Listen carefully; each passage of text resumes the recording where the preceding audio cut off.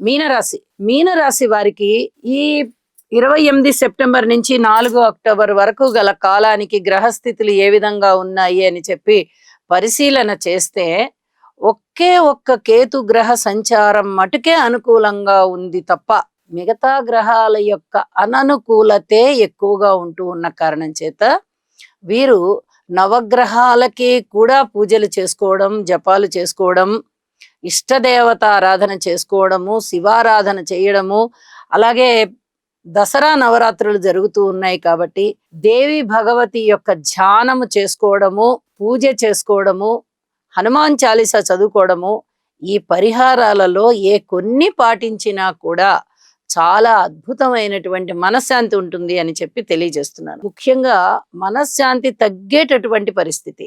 గ్రహాలన్నీ అననుకూలంగానే ఉన్నాయి. మరి ఏ విధంగా వీళ్ళు సంతృప్తి పడాలి అంటే, ఒక కేతు సంచారం బాగుంది కాబట్టి ఆదాయం కాస్త బాగుంటుంది కాబట్టి మీకు తృప్తిని ఇవ్వచ్చు.